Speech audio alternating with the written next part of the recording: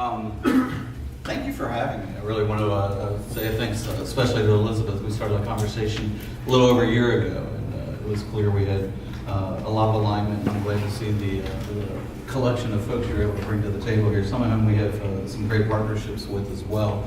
And I think that's, probably the key message. When we think about the strategic approach to this is none of us can do it on our own. So, this is a truly integrated solution here. And, Joe and the speakers this morning, really set up a lot of the things that we think about at Humana. First of all, the CKD component of kidney disease really is a primary care disease. Awareness, huge problem. Timing, how do we get folks engaged in this? And a real gap of information that we see is how fast do I need to touch somebody when they do have this disease? How fast is that individual going to progress? And what do we know about specific profiles that might put somebody on a really rapid trajectory to end-stage renal disease versus somebody else who may never get there? And I think there's a lot of gaps in trying to figure out how we align resources appropriately in that particular space. This problem's been around a long time. We have the youngest, oldest, longest standing volunteer here. It's 50 years. And we're just getting a CKD summit together. There's so much to be learned in this space that we still haven't gotten a hold of. I love the concept of no therapeutic identity. We talk about, the diabetics having their numbers and the hypertensives having their numbers. Well, we have a number with CKD. One of the biggest issues that we suffer from with this is too little data and information. We're not putting that information into a stream and really seeing how those numbers change. We're actually talking with a company that's in Europe right now who has a glucometer that is also giving you a renal readout at the same time. Todd probably is aware they're not here on stage yet, but trying to figure out, is this something we need to be bringing to the table for our CKD members so we have more information to really follow that progression of disease here. And then I love the palliative care. So when is non-treatment or medical therapy instead of aggressive therapy really critical? These are all issues that we are aggressively trying to understand and figure out. I just wanted to touch a brief minute on who Humana is. I'm not sure how many folks in the room are engaged with us. Are there any other payers in the room? Okay, so I'm thrilled because I'm usually the guy taking all the hits for us. So members between our pharmacy side and our medical side, we own one of the largest PBMs as well. Sorry, Perry. How big is this membrane? For our pharmacy friends here and stuff. We're really heavy in the senior space. So kidney disease is a real big base relationships. Why? Because they have a really vested interest and we find they get really good results. And how do we support that? So this has been a big part of Humana's strategy here. We've got the pharmacy integrated. We have tons of chronic care programs here. And one of the reasons for that is our patients stay with us a really long time, which is really why CKD work for me is exciting because I get to see that progression. On average, our seniors stay with us for over 8 years, and in some segments significantly longer than that. And the number one reason they leave us is they die. Life's a terminal event. We're all going to get there. So we've got a really unique opportunity to help them along that continuum. How can we engage you and help you live healthier? Our real main theme is start with healthy. This isn't news to anybody here, but in the health payer world here, we've spent a lot of time focusing up here in this acute event area. We can do really good work in the utilization management, case management space. Let's get you out of the hospital. Let's get you into a transition care facility. There's so much to be learned here in this progression of disease. And whether or not it really is true that we can help move the needle back down. I don't believe I can actually regress disease, but I think we could probably slow down that progression a little bit. And so a lot of the work that my team is doing is trying to identify what are those opportunities in there. And I'm going to point this out because this is really the focus for our organization right now. It says our bold goal, if you can't read it in the back, 20% healthier communities by 2020. So when our CEO announced that this was going to be our driving force a number of years ago, the first question I asked was, well, what's health? How are we defining health? That's a real challenge because where I'm at along that continuum disease might mean how do I be my best self and how do I be as healthy as I am at this particular stage. And when most of our patients are coming in their 60s or so, there's been a lot of ill health that we've done along the way. So we don't often get people that the average person might look at and say, oh, they're healthy per se. So great challenge, great opportunity for us. Kidney disease at Humana is pretty significant. About 52% of our members have chronic kidney disease and are women. 48% are men. No, 52% don't have chronic kidney disease, sorry. I didn't mean to speak that.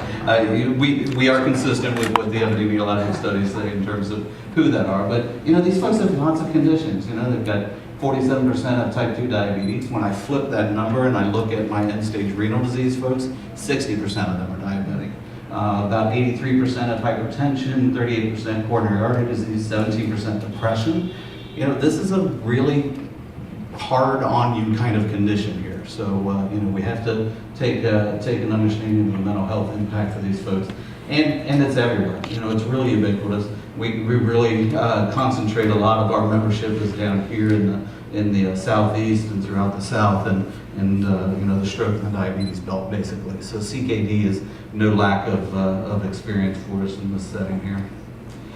So our aim aligns to the triple aim: cost, coding, documentation, quality. We've talked and heard a lot about this coding issue here. So when we first started looking for CKD in the population, and I typically use the example, I started with pre-diabetes, saying, this is all part of continuums and stuff. And when I first looked at pre-diabetes, in my 2.4 million membership, I had 9,000 ICD diagnostic codes for pre-diabetes. CKD, not too far off in terms of really low recognition on the claims payment sheet. But then, thanks to partnerships with Quest and LabCorp, some of our large vendors who provide us an EGFR and stuff, you start pulling that lab in and you start looking at that. A huge gulf between what doctors are actually documenting for CKD and what we actually believe is available in the population to be going after here. Integration, cost. We've been very fortunate at Humana. We've had a long-standing relationship with Village Health from their days back at Baxter, and now of course they're owned by DaVita, to really providing an intensive renal-specific care management solution for us. This is a condition that, as you're approaching dialysis, we believe really requires the expertise of nursing coaches who have had experience in those dialysis centers, really understand the pitfalls and the opportunities for members, and to really help them through that process. And part of our strategy has been to kind of help evolve that program and solution. They do have a CKD component, and as we've said here, obviously the earlier we can capture that opportunity and try to identify where they're at along that continuum, the more opportunity we have to really help people get engaged in how they can make appropriate self-care choices along that continuum, whether it is to treat or not to treat, whether it is home dialysis, peritoneal dialysis, facility-based dialysis. When do I get my fish? All these good opportunities that we think about. And then, of course, this whole quality, if you don't have the numbers, how do you know that the quality of care is being done? I think we've heard here, this isn't a concept that doctors, we have to teach them about. They understand the kidney disease is out there, they understand their CKD. What do I do with that? In the earlier stages, I got you on ASR, but beyond that, what more is there to do to slow down the progression of this disease? And I don't think there's as good an amount of information or a nice kind of programmatic way to approach that. And perhaps that's some of the gap that we have in our primary care docs. If I document it, I have to do something about it. I don't know what more to do for this. It looks like they're already managed, so why bother? And then, of course, it's no longer a rewarded kind of star measure. It's measurable, but we don't pay for it. So does that tell our practitioners and our patients this isn't important enough for us to say we want to pay you for the care that you need in this space? And maybe we ought to think about whether or not that's the right approach at this point. You saw this chart. We all are pretty familiar with this low cost here. We get a big spike, we stabilize at a much higher level once we kind of stabilize in our dialysis space here. And this really aligns to what our Humana philosophy is and our strategic approach. One of the real challenges, though, is these people don't cost a whole lot when they have CKD. They're early on in that stage, and getting the attention of the accountants and the business people that are leading a large organization like a risk management organization to say, I need to spend some money down here so that we don't get all the way over here where this is really costly, has been a real challenge.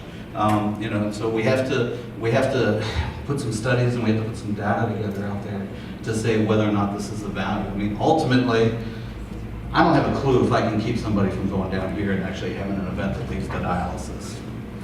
Yeah, Reggie. Always turning back to the diabetics, we have this thing that says you're pre-diabetic. People get scared and start to change. do we do anything for renal disease or kidney disease? Say you much more rapid growth, but really on average, about 8% of the people who we knew from 1 year to the next would progress to the next stage of CKD.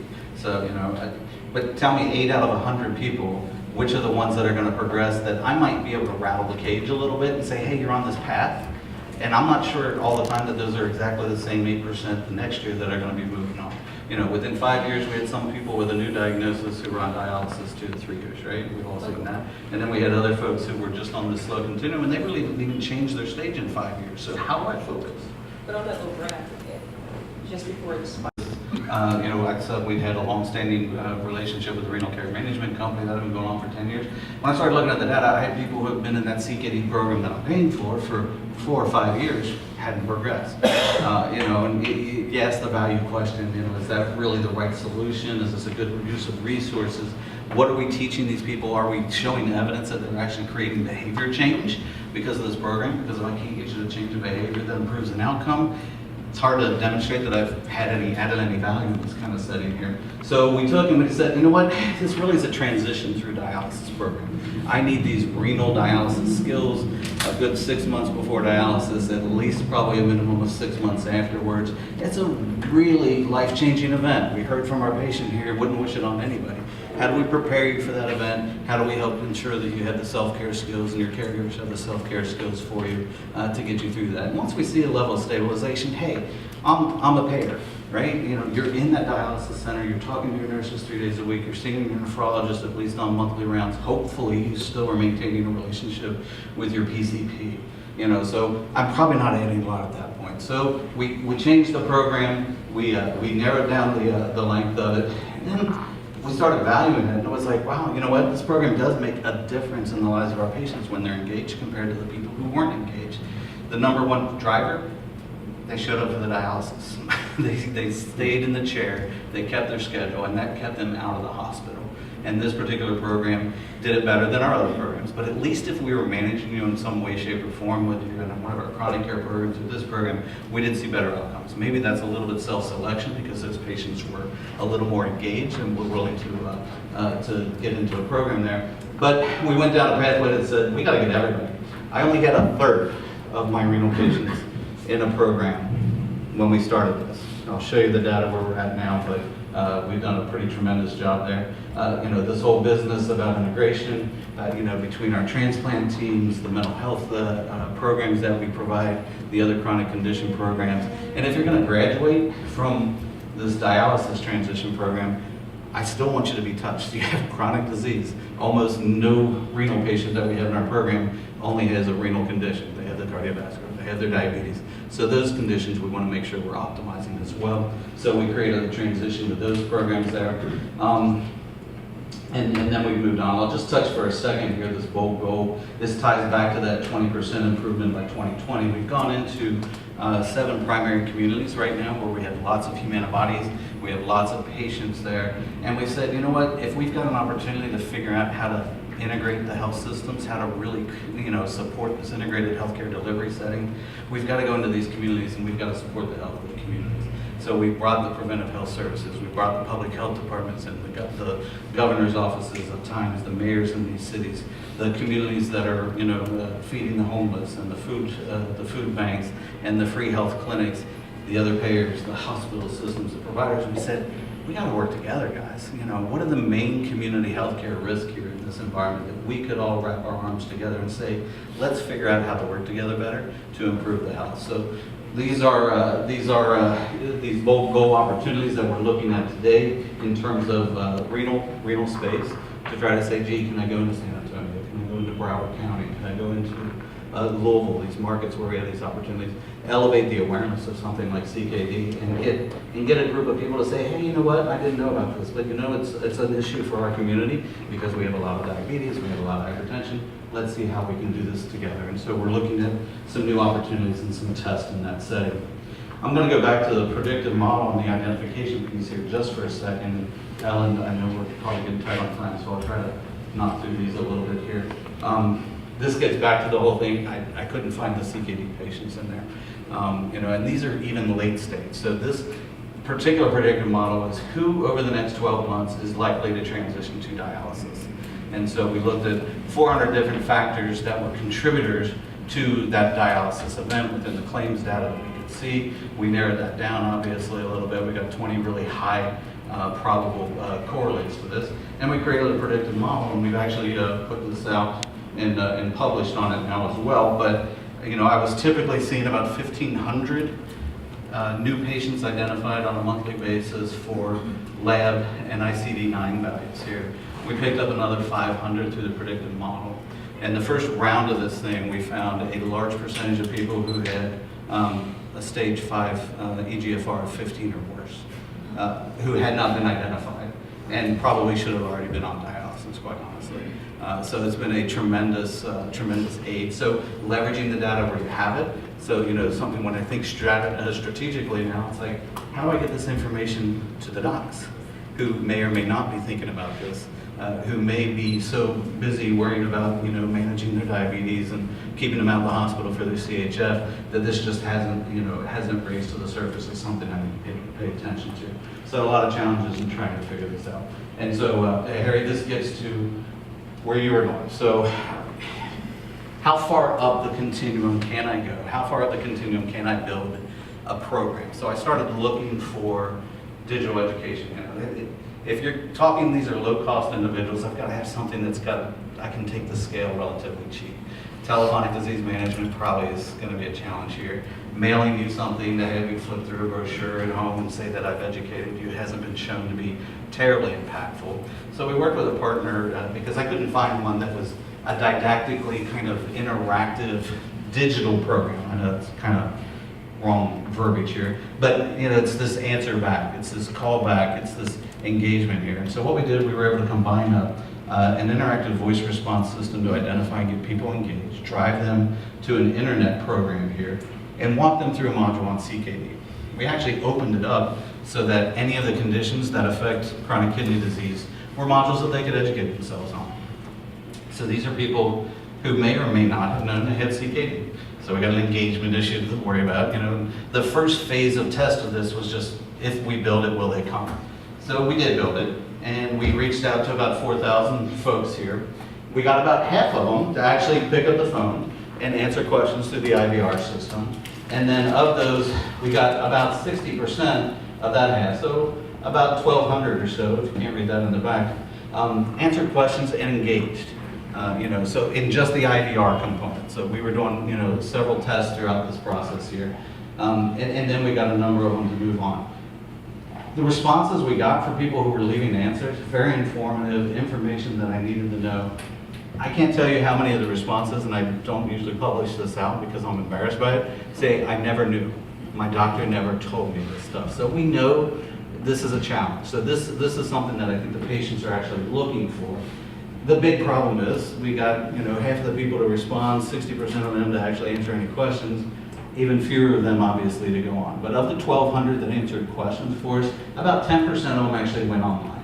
And they viewed chronic kidney disease predominantly, but CAD, hypertension, type 2 diabetes. There was other information that they were engaging in. And each of these modules is about 20 minutes or so. So it's not a huge investment of time, but you can sit around the TV with your, the computer with your mom, your dad, the kids, whoever your caregivers are, and learn a little bit more about this stuff. But more motivated to take my medicines, improve my opinion of Humana. That was an side benefit. I will take that 96%. I will take new action in managing my health, and 100% said I'm motivated to change my lifestyle.